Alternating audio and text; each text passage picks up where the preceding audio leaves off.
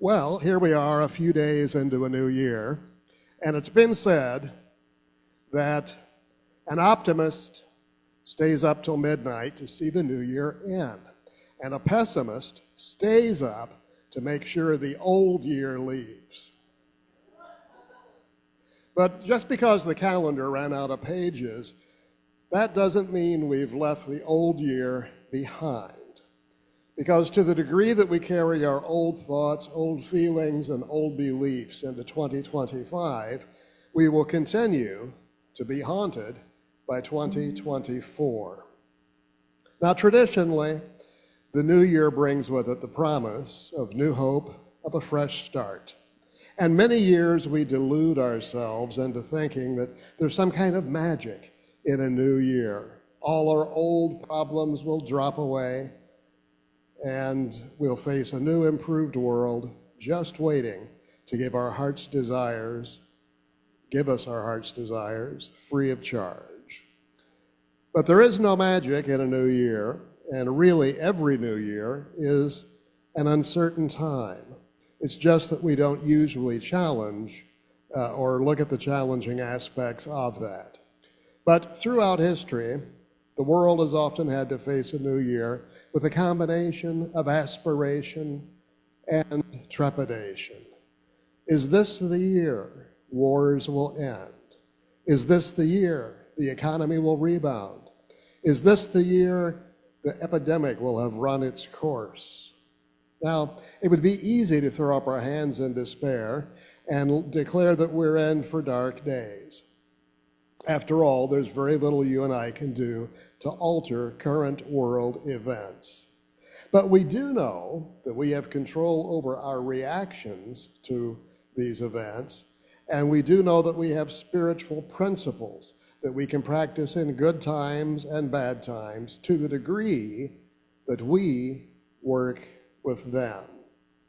So while we may be starting a new year with significant adversities, we must start where we are and decide to move forward from there.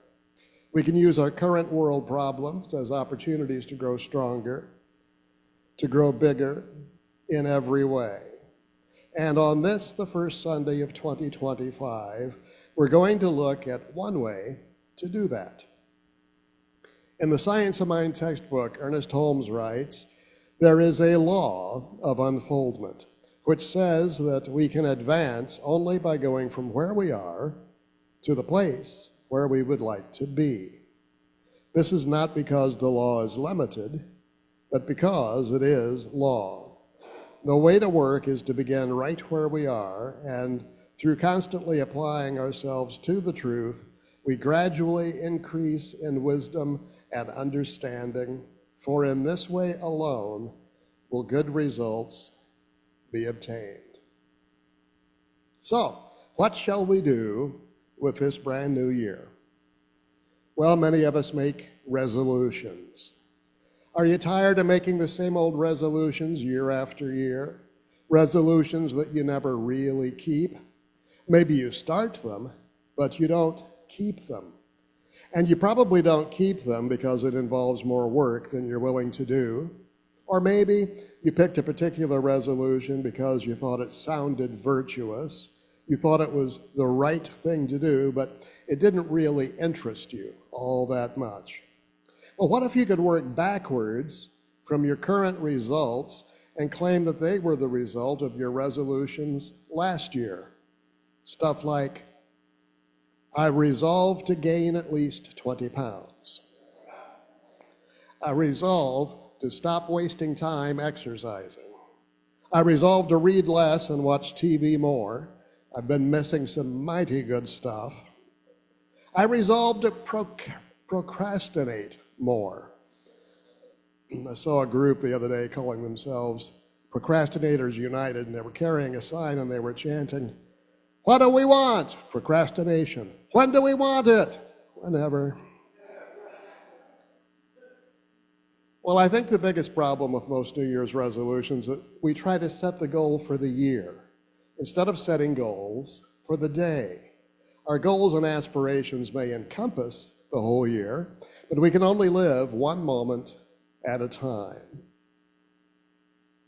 Setting daily goals may therefore be a more realistic way to go about improving our lives. And I think the other problem with setting goals for the year is that it tends to make procrastination easier. That is, if I say I'm going to do something specific in 2025, but if I hadn't started it yet, I can always say, hey, I said I'd do it in 2025, and there are still months of 2025 left to go. I have plenty of time. So what will we do with this new year? Might be a good time to take a class. You know, is this the year that you'd like to explore your spiritual life just a little more deeply? And there are many ways you can do that, but one of the best is to take a class. I have a ministerial colleague who says, going to church on Sunday mornings but not taking classes is a bit like going to the gym to watch people work out. Now, the science of mind is a simple philosophy, but it's not necessarily easy. And it does take a lot of work and application. But classes provide excellent opportunities to more effectively apply what we learn. And one of my favorite Ernest Holmes quotes is, "One of the greatest difficulties in the new order of thought is that we are likely to indulge in too much theory and too little practice. As a matter of fact, we can only know as much as we can prove by actual demonstration. That which we cannot prove may or may not be true, but that which we can prove must be and is the truth." So are you ready to actually do new things? Or are you willing to settle for more of 2024? No matter what, a new year is a great, great gift. Not everyone got one. So we open the book, and its pages are blank, and we're going to put words on those pages. The book is called Opportunity, and its first chapter is New Year's Day. But even more important than what we're doing is what we're being. Doing something new is good. Being something new is better. In other words, who you are is more important than what you do. Now, many years ago, there was a folk poet named Edgar Guest who wrote the following bit of verse. And remember that it was written before our current obsession with gender pronouns. Take that into account. "This I would like to be, braver and bolder, just a bit wiser because I am older, just a bit kinder to those I may meet, just a bit bigger when taking defeat. This for the new year, my wish and my plea. Lord, make a better man out of me. This I would like to be, just a little finer, more of a smiler and less than a whiner, just a bit quicker to stretch out my hand, helping another who's struggling to stand. This is my prayer for the new year to be. Lord, make a better man out of me. This I would like to be, just a bit fairer, just a bit better, and just a bit squarer, not quite so ready to censure and blame, not quite so eager men's failings to see. Lord, make a better man out of me." And he wraps it up, "This I would like to be, just a bit truer, less of a wisher and more of a doer, broader and bigger, more willing to give, living and helping my neighbor to live. This for the new year, my prayer and my plea. Lord, a better man out of me." Well, the Lord isn't going to make a better man out of me, and the Lord's not going to make anything better out of you. We were all conceived and imagined perfectly in the mind of God, and we've all been given what we need to excel in life. Not just to get by, not just to be okay, not just to endure, but to excel. We've been given the raw materials and the opportunities. The rest of it is up to us. And that leads us to our intentions for this year.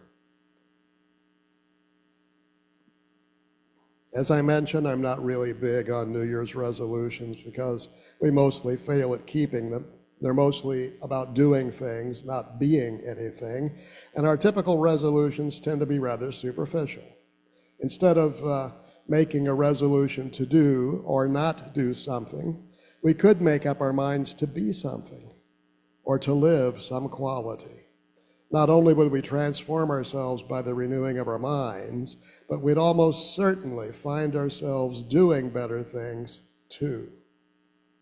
My ministerial colleague, Reverend Lauren McLaughlin, suggests this resolution for the new year: now and forever, I intend to live well, love much, laugh often, and be grateful for every single one of my many blessings.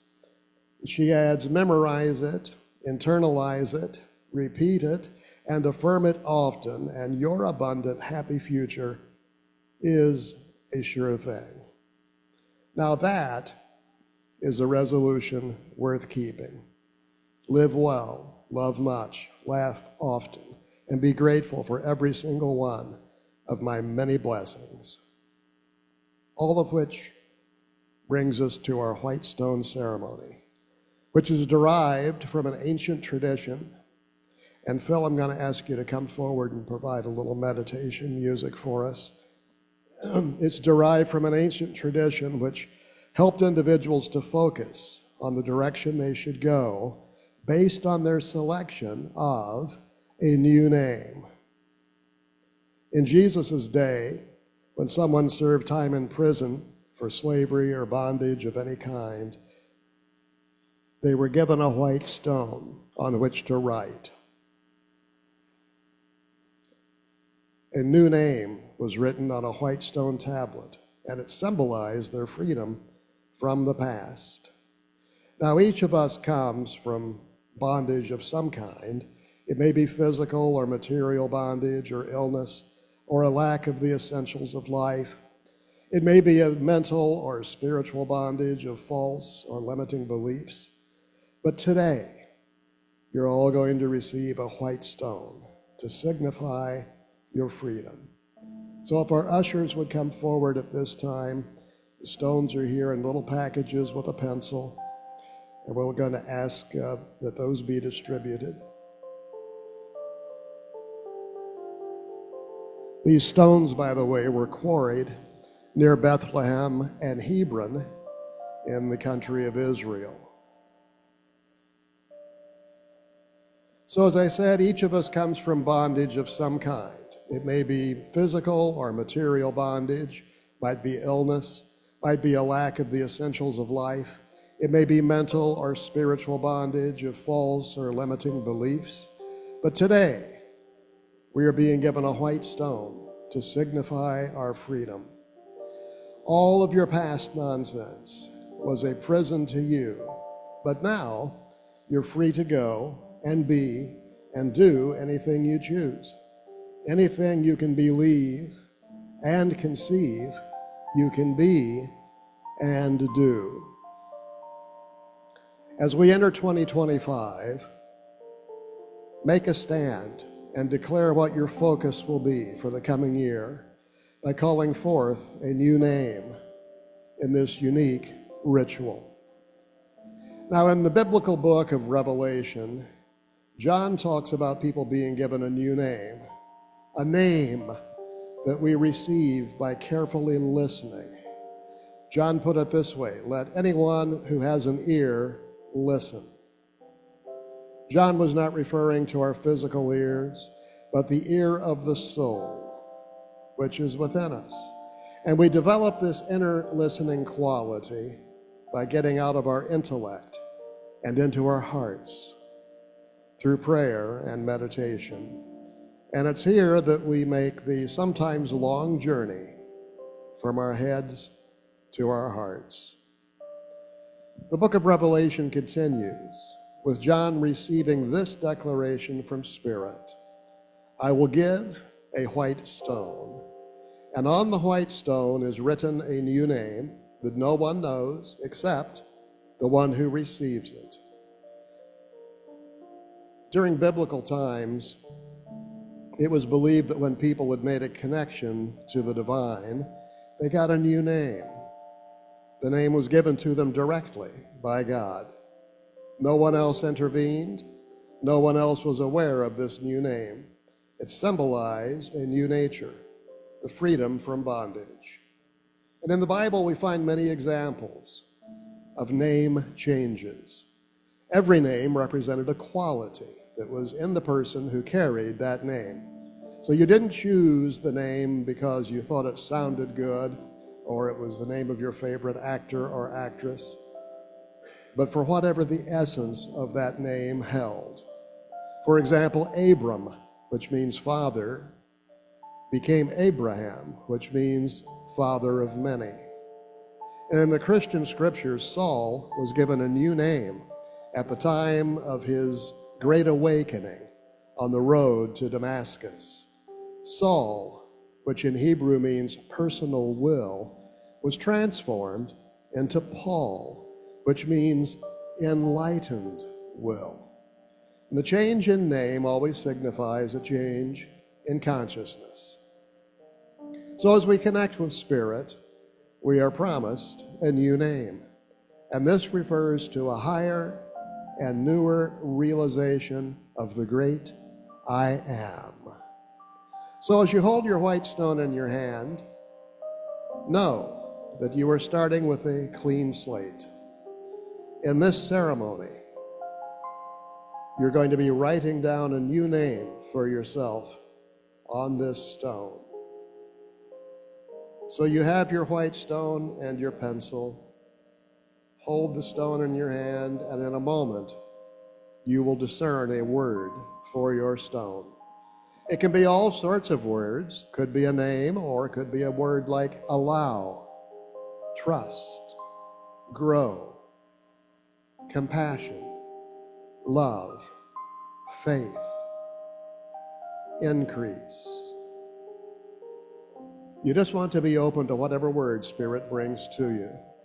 Your word doesn't have to be one word. It could be two or even three words. It can be a noun or a verb or an adjective. Just allow Spirit to inform and inspire you. So as the music plays, I invite you to close your eyes. You may open them whenever you wish. But right now, let's become still and allow Spirit to express through you and as you. I invite you to know that your white stone is a symbol of a new life. See it as a symbol of who you are becoming, or of who you would like to become. Feel your oneness with God. Know your I amness with God. Feel that loving presence as it surrounds and supports you. Know right now that you're safe and secure. You are loved and supported by the presence of God. You are loved and appreciated by this spiritual community. The white stone is a promise of a new life. It is the symbol of a clean slate. Whatever has gone on in the past, we let it go. And in this moment, let us know that we are free, free from all that has bound us, free from the prison in which we had put ourselves. As you hold your stone, feel the smoothness of it. Turn within as you are led. Take a deep, relaxing breath, and another, and another. As you feel the smoothness of the stone, know that it represents the unending possibilities of life that beckon you. Surrender in this moment to the limitless love of Spirit. Feel God's love and God's grace. We are immersed in the presence of God, enfolded in God, for God is our true essence. So begin to reflect on a new name. Let it come to you easily, without trying to make it happen. Let a name come to you that marks your new beginning. Feel the stone in your hand. Hear it beckon to you. Spirit has decreed a name for you to be written on the stone. And I'm not speaking of a name like Henry or Alice.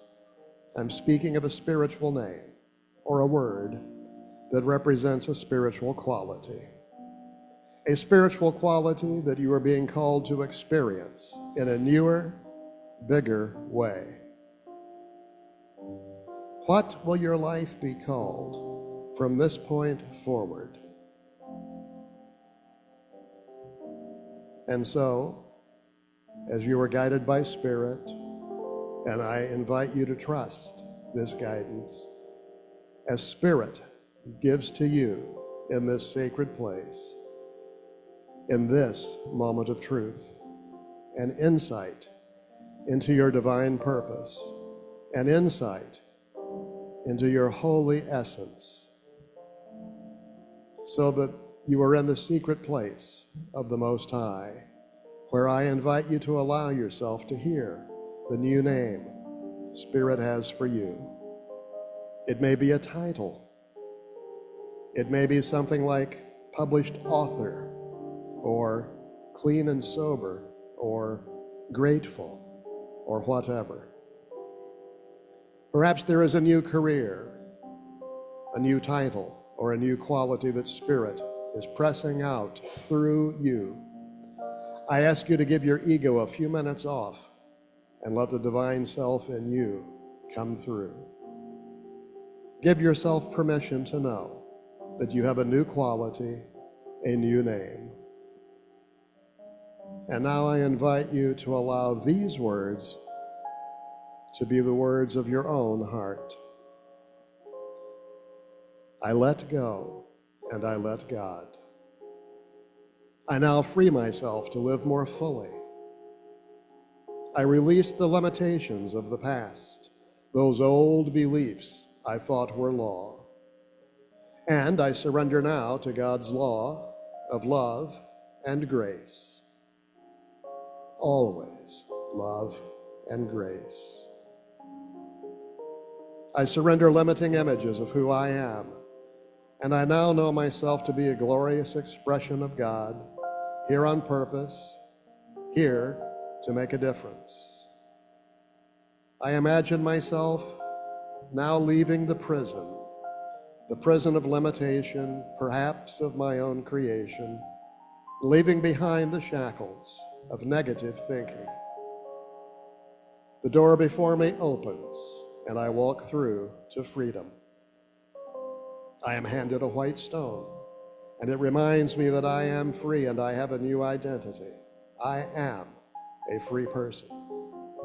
I allow myself to open to a life of unlimited possibilities. I allow my truest, highest, most glorious self to emerge. I reflect and meditate on my new name, a new word that I will claim for this year, which will inspire me, that will call forth the highest and best for me. And so I listen, knowing that the word is already written on my heart, trusting and knowing that in the perfect time, it will come. I listen now in the silence.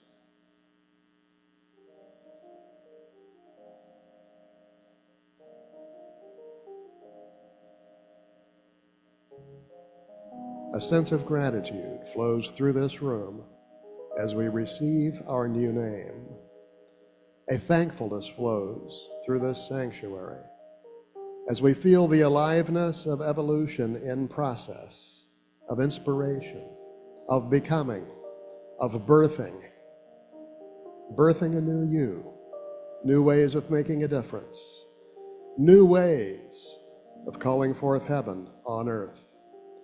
There is no limit to God's love in you, as you. There is no limit to God's strength in you and as you. And as you are ready, I invite you to open your eyes and write your word upon your stone. And if you don't have your word now, don't worry, for in divine right time and in divine right order, it will come. It is calling you. You will hear it in the perfect moment, in the right time. And having written your name on your stone, I invite you to hold it to your heart, to place the blessing of Spirit upon the stone, knowing that divine revelation will take on greater and greater meaning as you move throughout the year. It is sacred and holy because it has come from the wisdom of your own heart. It is calling you to be the one. You are the one to make a difference in your life and in your world. And so it is, and so we let it be. I invite you to keep your white stone handy this year. You can use it as a source of inspiration and direction. You can use it as a touchstone. In the late 15th century, the gold and silver was rubbed or touched against black quartz or jasper, the touchstone, to determine the purity of the metals. And the quality of precious metals could be judged by observing the color of the mark that they made on the touchstone. Well, as a metaphor, a touchstone refers to any measure by which the truth or merit of a concept can be measured and tested. It's similar in use to an acid test or a litmus test. You can use your white stone as your touchstone for 2025. If you come to a fork in the road and you're not sure which direction you should take, think about your options as they relate to your stone, your new spiritual quality for the year. Are the options you're considering in harmony with your new name, your new quality? Does one seem to fit your new consciousness better than the other? Let your stone be a reminder of the intention you've set for the year. So here's to a peaceful, prosperous, loving, and joyously creating 2025. Here's to the always present possibility of new beginnings. Here's to the power of a new name. And speaking of names, just one more idea for you. You're engaged in the business of life, but does your business have a name?